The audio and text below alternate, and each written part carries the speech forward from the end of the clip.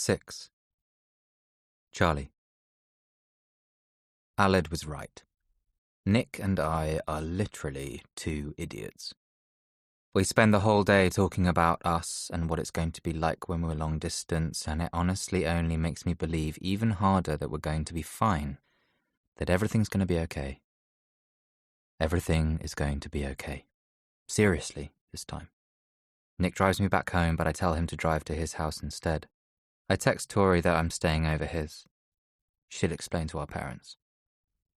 We stay up late, just talking and browsing the internet and watching videos and talking again, laughing, dozing off. I wonder what it would be like to have a whole life of this. I think it would be pretty great, not gonna lie. And then one minute we're lying there and the next we're kissing, and it's not like this is anything particularly new, but it feels new.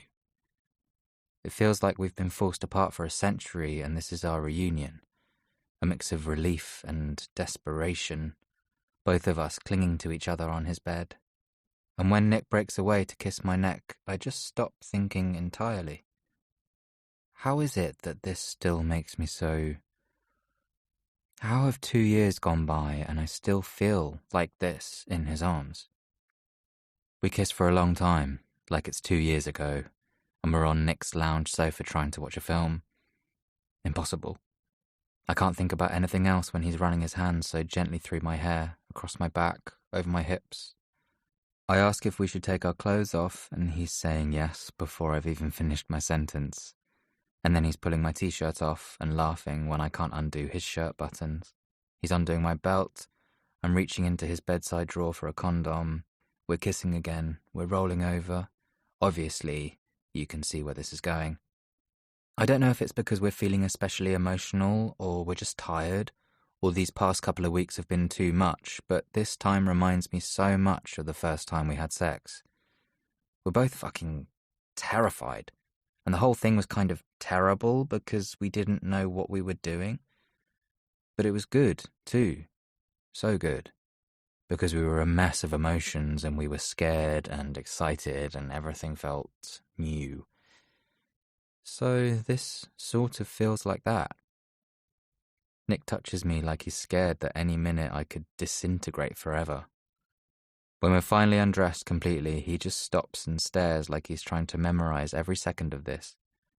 When we're moving, he keeps saying my name over and over until I find it too ridiculous and tell him to shut up, but he just grins and keeps on saying anyway, whispering it against my skin just to make me laugh. I hold him so tight against me, as if that'll keep us here, keep him here with me. I used to think I was pathetic for thinking soppy, romantic stuff like that. I don't anymore. I just keep thinking it. I keep wanting him here. I keep wanting him to stay. Afterwards, we lie there for a while, Nick's head on my chest and our legs entwined. I reach over to his bedside table and turn the radio on, noticing that it's gone 3 a.m. How did that happen? I close my eyes because I think Nick might be asleep, but several minutes later I hear a click and open my eyes to find he's taken a photo of us lying there, this time on his phone. Nick! I grab his phone and check the photo as he laughs gleefully. Nothing like a post-sex candid. I don't reply because I'm just staring at the photo. It's like the ones he took on the disposable camera, natural and unstaged. Nick curled against me and smirking up at the camera, my head leaning on his, my eyes shut and mouth slightly open. Don't delete it, says Nick. I'm not. I look at it for a second more and then hand it back to him. Don't put it on Instagram. Can I set it as my wallpaper? What, and get rid of Henry and Nellie? Do you finally love me more than your dogs? That's going a bit far. I roll over, shoving him off me and flipping us so I'm lying on top of him. Rude! Nick laughs and wraps his arms around me. Okay, fine. I love you more than my dogs. Good. I love you more than anyone, actually. He says this a little quieter. I move my head out from the crook of his neck so I can meet his eyes. Is that weird? He continues, and then huffs out a small laugh. I'm only 18. I don't know, I say. Maybe. It is weird. We both know it's weird. We both know we're weird. We're not like other couples our age.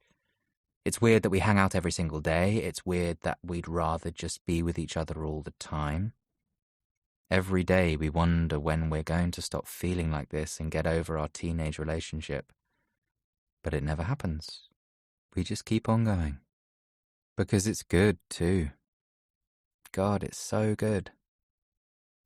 I'm weird, too, I say.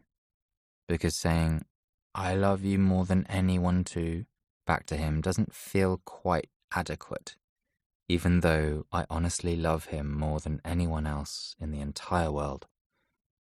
Nick squeezes me and says, yeah, because he already knows.